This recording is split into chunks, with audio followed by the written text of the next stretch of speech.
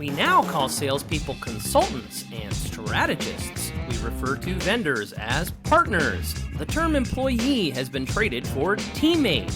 Yet, we continue to refer to buyers as consumers. Is there more to the relationship than the transactions? What is a better word choice? Marketing and sales are full of myths, misconceptions, and even flat-out lies. Join us as we leave the echo chamber and talk a little nomenclature. Hello and welcome to the Rethink Marketing Podcast. I'm Colin Jeffries, joined by the naturally noteworthy namer, the sales legend, Nick Smith. How are you, Nick? I'm doing fantastic, Colin. We're talking semantics today. I think this will be really interesting because words have meanings. And the challenge that I see with the word consumer is we're looking at people and we're cramming them into this little tiny box and saying their purpose is to consume things. Now, if you work on a B2B side, you'll probably notice that most B2B people in sales, most B2B marketers, no longer refer to the DMU, the decision-making unit, right? We've replaced that with things like buyers or buyer groups and things of that nature because decision-making unit sounds sterile. It sounds almost contrived.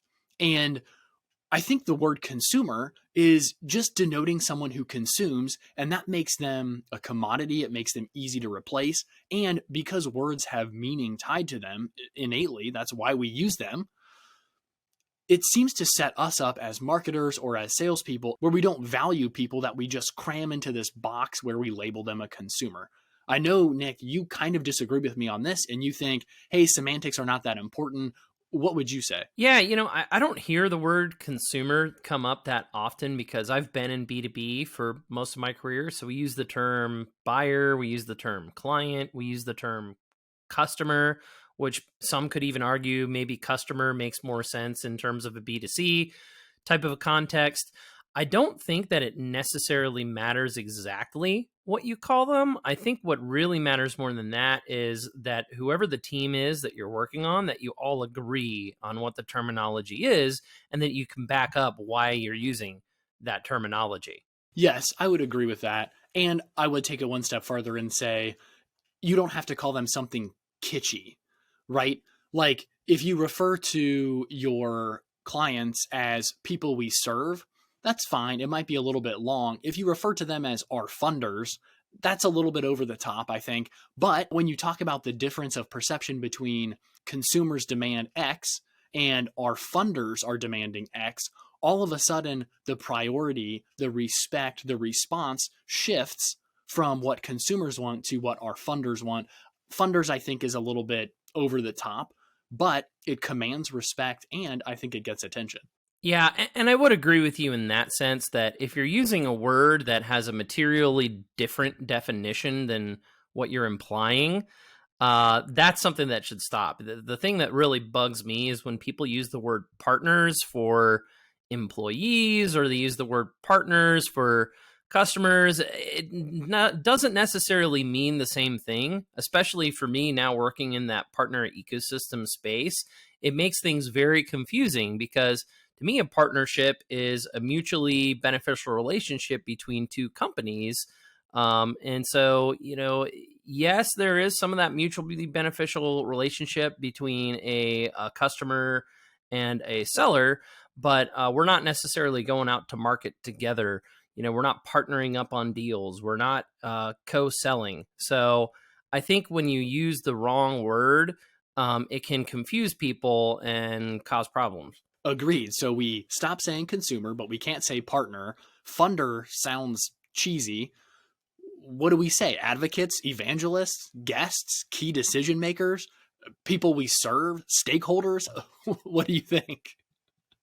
I think there's an argument to be made for guests in a hospitality type of a context, right? I think, for me, if I'm in B2B SaaS sales, I really like the word client. I think client sounds sort of high end. There's that implication of that white glove level of service. Customer, I think, makes a lot of sense sometimes in that, SMB type of a situation. So yeah, I think you can make an argument for lots of different words.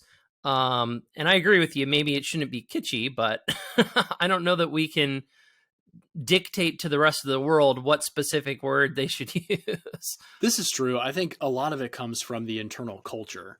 And if the culture is one of respect for your clients or for your customers, then generally talking about shifts in consumer behavior becomes talking about shifts in customer behavior. When we're talking about, hey, generally speaking, consumers expect one click. Consumers expect their calls to be answered within 1 minute. Consumers expect this and that. All of a sudden, they're this general amorphous person who is easily replaced because all they're doing is spending money. If we shift that language and we start saying, hey, we have a key stakeholder group and that's our clients. And the way that clients are buying is changing. They expect one-click service. They expect calls to be answered within 30 seconds or what have you. That conversation changes. In the way that we respond to them. A consumer, we can easily replace them with another consumer.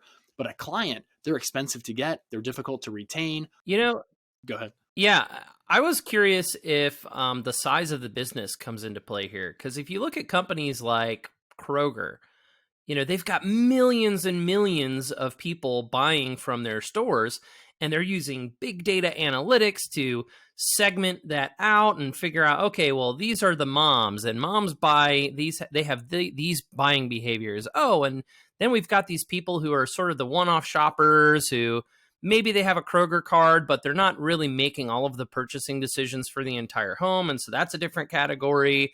And oh, now we've got senior citizens and they behave differently. So it's sort of dehumanizing in a way when you think about it. And maybe the word consumer lends itself to that as well. So I'm curious if you have a take on that. Definitely. I think something as simple as saying client profiles or client personalities changes how we perceive them versus saying consumer archetypes or consumer personalities, right? And the reason I think that semantics matter, maybe not for a small one-person sales team. Let's say it's a $4 or $5 million business and the marketing team is a strong team of one person. Okay, maybe semantics don't matter as much, but when you have a team of 20 plus people, when you have an individual or a series of individuals managing a lot of vendor relationships, then it becomes challenging where keeping everyone on the same page, singing off the same sheet of music, having a high level of respect, having a high level of value for people who are transacting with your business, that becomes more and more important. And having a level of respect where instead of calling someone a consumer, we're calling them a client or a preferred partner or whatever language that needs to be used. Personally, I really like the word client because that gives a level of respect and it takes it beyond just a transaction. Clients, generally speaking, are people that will come back multiple times. A consumer, they might consume something one time. They might show up and they might buy something and then they might go somewhere else because they're more transitory versus, again, from a perception perspective, versus a client. Well, I want to maintain a client a long time. So then I'm considering things like, how can we increase a client's lifetime value? How can we better serve clients? Because ultimately what matters is maintaining that client, reducing churn, and so on, versus a consumer that's, it's semantics, but it does matter in how we perceive the people that we're trying to reach. Colin, I don't know if this is a non sequitur here, but we're talking about what we refer how we refer to buyers. I'm curious what your thoughts are in terms of how we refer to salespeople, because I see this a lot over, there as well. We're afraid to admit the fact that we're in sales because of all these negative connotations.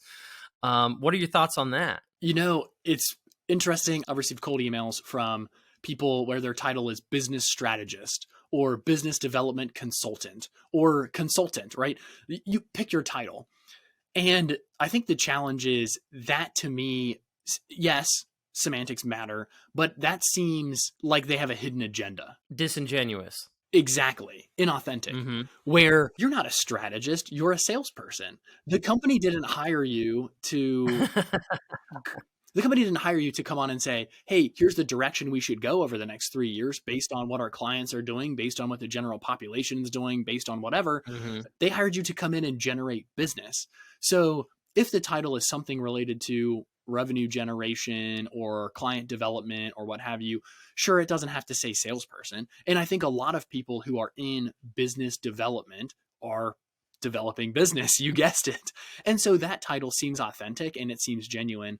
But when you get these far out on the spectrum titles of senior business strategist and all that person is trying to do is sell, that's where it kind of rubs me the wrong way. And frankly, those are probably the same teams that are calling people consumers anyway.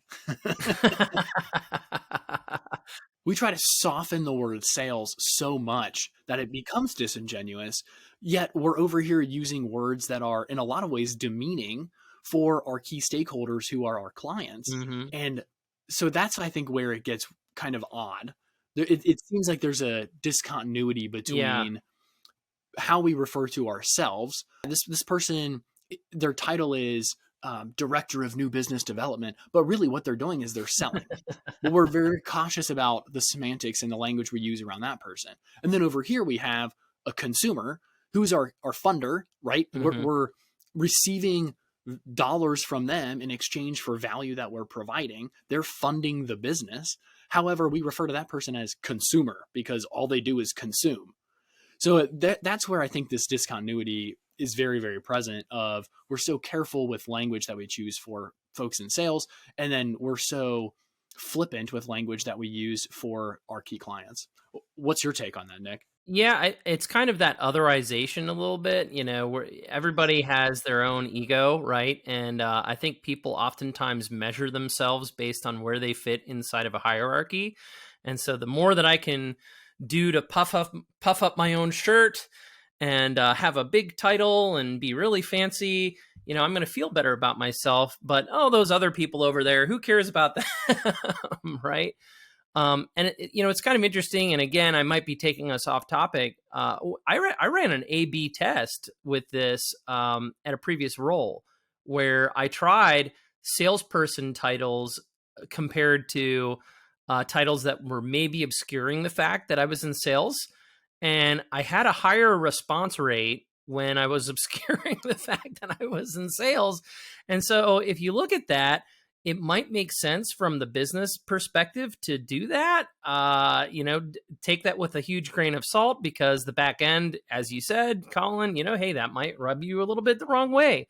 So I guess it depends on whether you're okay with taking that risk. But it was a little bit interesting to me, and at a small company, you sometimes have the freedom to run those A/B tests and you can get some really interesting results. I would agree with that. And I encourage anyone who is playing with titles or just looking at response rates and things of that nature, that is definitely something to A/B test, to your point, Nick.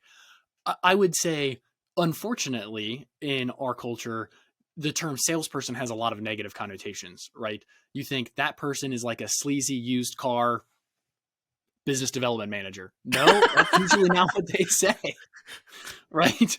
A sleazy used car Salesperson. Yeah. salesman is usually what follows that. And so it does make a lot of sense to experiment with different types of wording and language to get around that. And I would say the flip side of that is true when we're referring to customers. There are some negative connotations with consumers, right? Consumer spending is down. The consumer price index Yeah, the CPI. is changing in this way. And we look at consumers as this homogenous commodity that spends money or doesn't spend money in certain ways. And segmenting our key clients out of that, I think, can be really important in the same way that breaking away from the, sleazy used car salesman type of nomenclature is freeing and empowering for our sales team. Well, Nick, interesting conversation today. A couple of different perspectives, I would think. My perspective is that words matter and that influences how we view the world and other people. I know your experience and maybe your view is, hey, do words matter all that much when we're talking about customer groups? So anything you would say to land this plane? Yeah, I think whatever you find that works for you, do that. If it ain't broke, don't fix it. Great conversation today, Colin. Thanks everybody for joining us. Keep rethinking those common assumptions. I used to believe a lot of myths that hinder marketing. And I bought into the classic misconceptions haunting sales. Join us as we escape the echo chamber each week to shed some light on how to interpret sales and marketing advice. Can't wait until next week for another episode? Visit rethinkmarketingpodcast.com to listen to our archives, connect with us, or request your very own limited edition Rethink Marketing t-shirt. Until next time, keep rethinking those common assumptions.